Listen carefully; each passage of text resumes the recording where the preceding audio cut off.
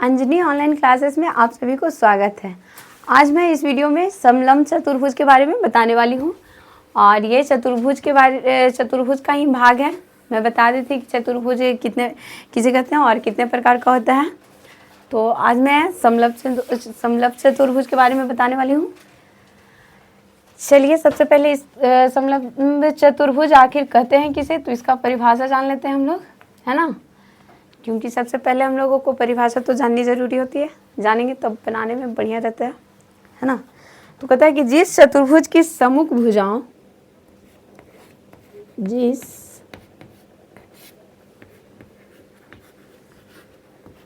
चतुर्भुज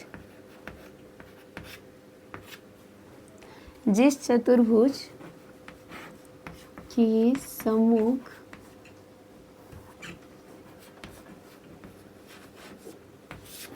भुजाओं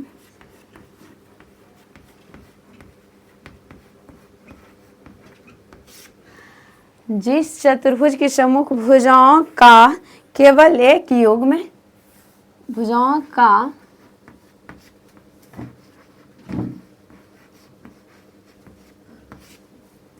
केवल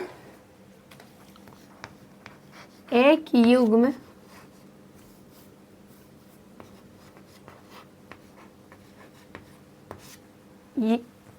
अगर कहते हैं जिस चतुर्भुज की सम्मुख भुजाओं का केवल एक युग में क्या होता है, समानांतर होगा। ठीक है, कर लूँगी समानांतर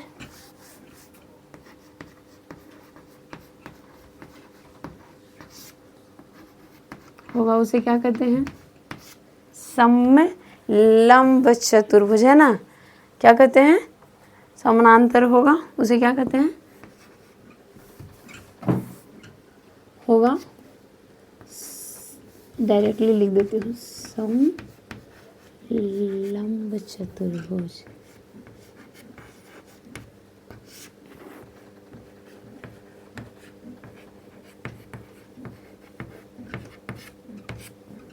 चतुर्भुज कहलाता है।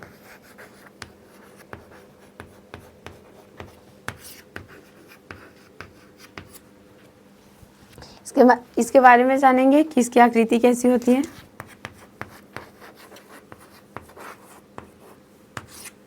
तो समलंब चतुर्भुज की आकृति थोड़ा सा खिसका हुआ रहता है।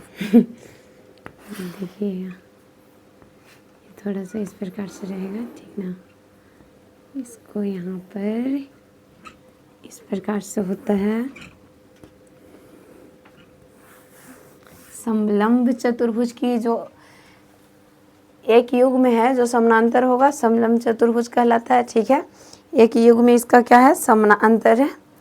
और यहाँ पर ये है जो थोड़ा तिरछा होता है, अगर यहाँ से अगर मिलाइएगा ना तो इसका मतलब ये 90 डिग्री का एक कोण बना लेता है। ठीक है, कितना का बना लेता है, ये 90 डिग्री का एक कोण बना लेता है। इधर से भी कर सकते थे या इधर से भी कर सकते थे, सही तो करियो।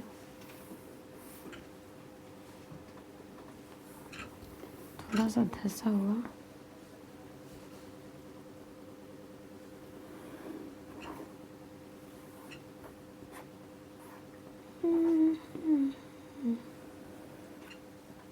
सही था ना रे, सही तो मैं बना देती, इसी में बहुत टाइम लगता है। चलो यहाँ से भी इसको भी तो बनाऊंगी तो वही है ना। ये कितना का कोण बनाता है, 90 डिग्री का। ठीक है, काफ़ी टाइम ले लिए। चलिए 90 डिग्री का कोण बनाता है। ठीक है, इसका ये हो गया भुजा BCD। ठीक है, ABCD, ये क्या हुआ, एक समलंब चतुर्भुज हुआ जिसका युग में क्या है, एक समानांतर होगा। एक युग में इसका समानांतर होगा, युग में का मतलब जोड़ा होता है। ठीक है, और ये अगर यहाँ से ऐसे इस प्रकार से मिलाइएगा ना तो ये कितना डिग्री का कोण बनाता है, सही से अगर ले जाइएगा तो ये 90 डिग्री का कोण बनाता है। थोड़ा सा ये तिरछा होता है। ठीक है, और इसके क्षेत्रफल के बारे में हम लोग जानेंगे कि इसका क्षेत्रफल क्या होता है। तो क्षेत्रफल बराबर होता है 1/2 इंटू समानांतर 1/2 इंटू समानांतर भुजाओं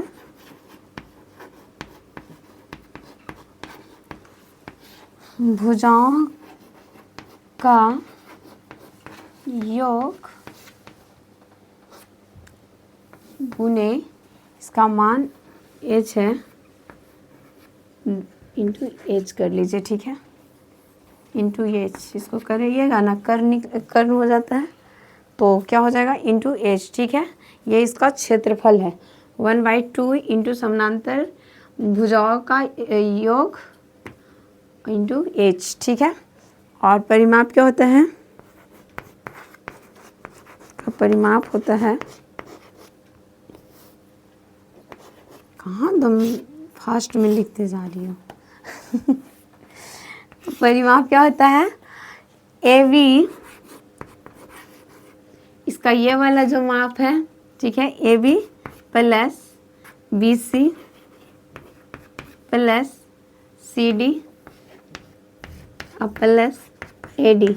एक बात बता देते हैं, इसको ये भी हो सकता है कि टू, मतलब कि 2 से इसको मल्टीप्लिकेशन कर सकते हैं इस प्रकार से, ऐसे करके, जैसे होता है आधार गुने ऊंचाई, है ना, 2 इंटू लंबाई प्लस चौड़ाई, 2 इंटू आधार प्लस ऊंचाई होता है ना, उसी प्रकार से इसका भी फॉर्मूला होगा।